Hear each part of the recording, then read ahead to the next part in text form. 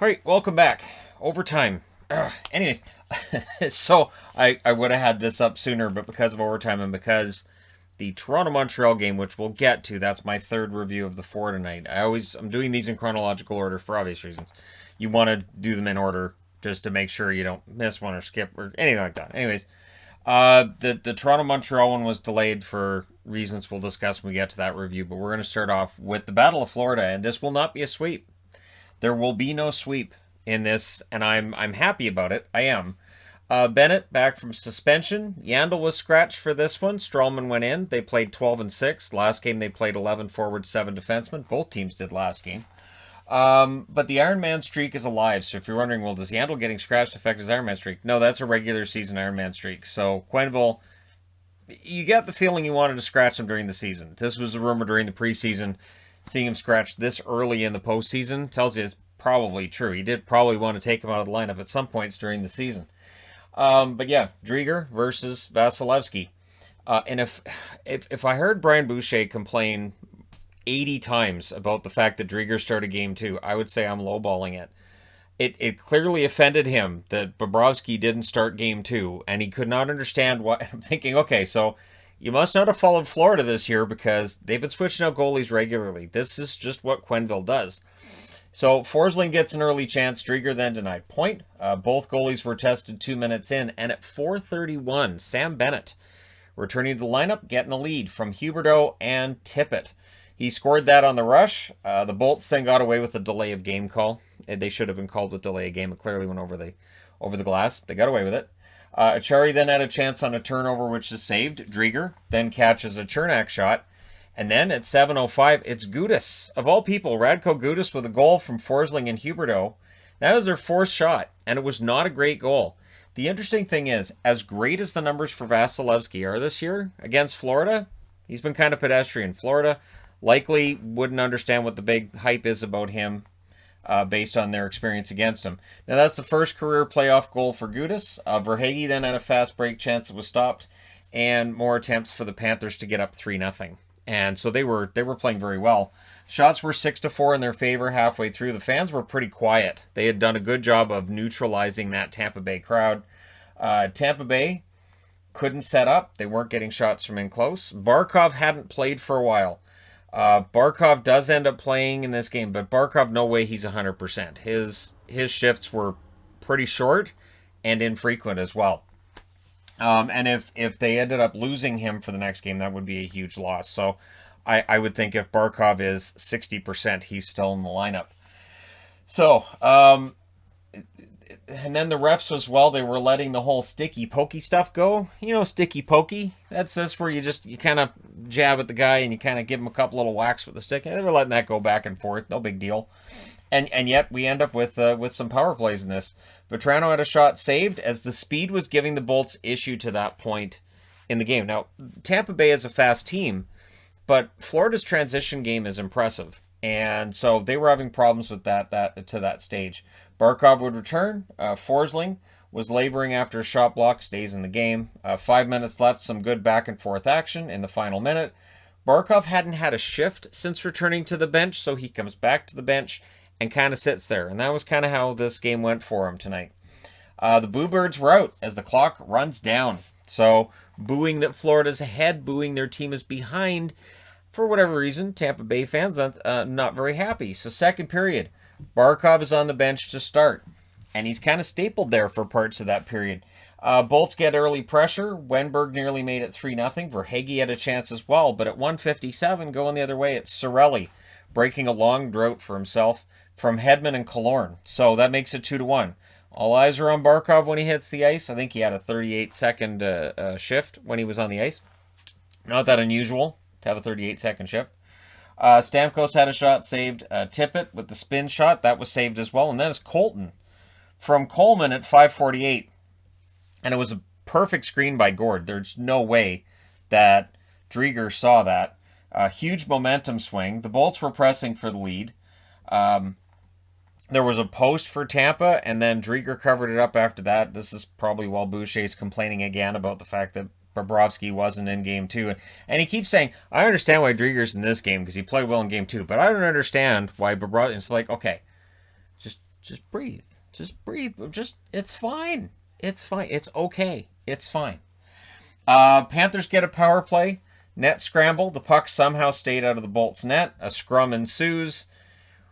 And yet, on the power play, they do score. It's Wenberg from Uyghur and Tippett at 12:34. So, or no, wait. I'm ahead of it, right? Yeah, because it's Stamkos scored from McDonough at 8:38. That's where I am right there. Bolts intercepting passes. They go up 3-2. Then Colton had an open net for 4-2. He misses it. Point gets a rush chance. See, I get on these tangents from stuff that's not on the board, and it's like my brain goes, Shannon, follow the notes, and it doesn't happen. Panthers get a power play. Net scramble, puck stays out of the net, so I missed the Stamkos goal. Now we get the Wenberg goal. Bolts get a power play themselves, and then they score on it, and it just felt like power plays that had been struggling at times in the series, all of a sudden, no problem. Point scores from Kucherov and Hedman at 14-17.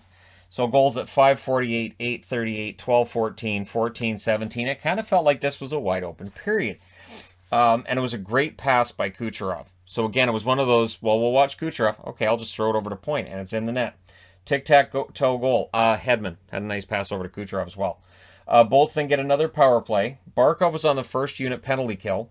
But they would score 18-17. It's Killorn from Hedman and Point. So Hedman with a couple of helpers there. Fans are up. They're going. 5 goals in a period will tend to get fans kind of excited. And it is rare for a team to lose when they score 5 goals in a period. The only teams that did it, one of my favorites, the Minnesota North Stars. And they mentioned it, and I was thinking, I remember those games. I do. I legit remember, because Minnesota would get me all like, yeah, that's great period. Oh, and then it's over. So the fans were excited, and there was some unpleasantness at the horn. These two teams don't like each other. It's 5-3 for Tampa after 2, and all I'm thinking is, well, Tampa should hold on because, they're up 2-0. They win this one, they're up 3-0. On the other hand, too, Florida, desperate. They're a good third period team. So Bobrovsky's in net to start the third, which gets Boucher going again. I don't know. The funny thing is, I like Brian Boucher a lot. And I'm not saying I dislike him as a commentator in this game. I thought he was harping on it a lot. And it was odd to me because it doesn't seem like something he does a lot where he's harping on one thing.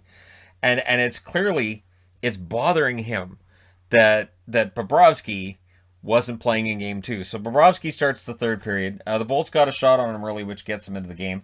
Panthers get a power play in the first minute. Well, this is the game where you're not allowed to kill power plays. So Hornquist scores from Huberdeau and Barkov at 1:45.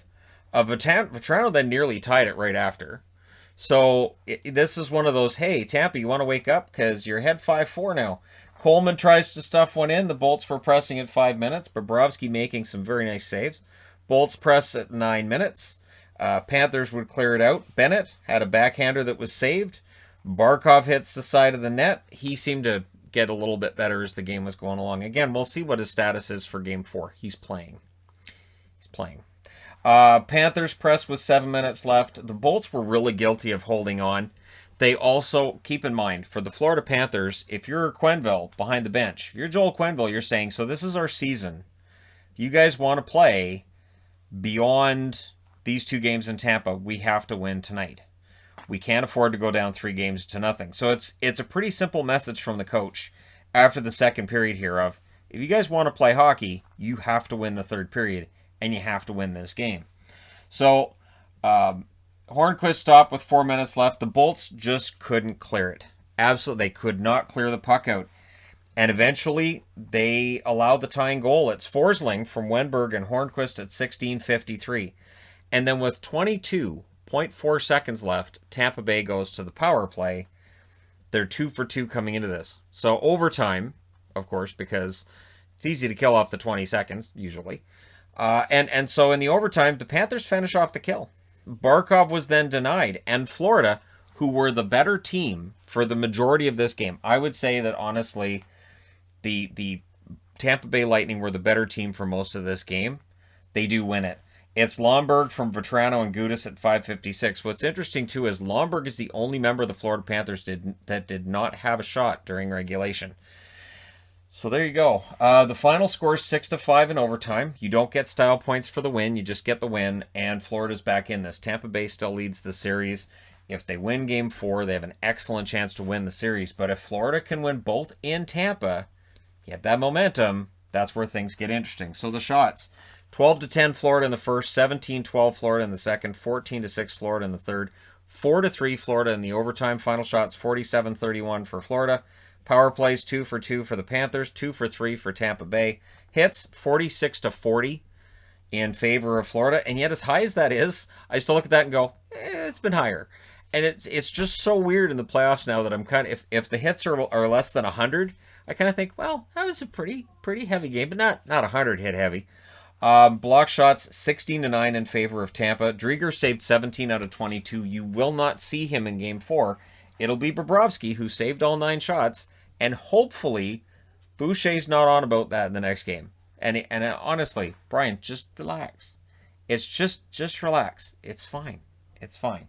Vasilevsky saves 41 out of 47. We will not see another goaltender in the net for Tampa Bay. There's legit 0 chance that Tampa Bay goes, I think we'll go with McElhinney in game 4. No, that's not going to happen. So this is on Vasi. He's got to figure this out because it looks like Florida's got Vasi figured out. And outside of the second period, where it was 5 goals on 12 shots for Tampa, this game was a pretty impressive road game for Florida. So we'll see how this turns out. Let me know your thoughts about this game in the comment section below as always. Don't forget to hit like and subscribe. If you're browsing your way through, you just happened upon this video. Thank you guys so much for watching, for all your support. I will talk to you again soon.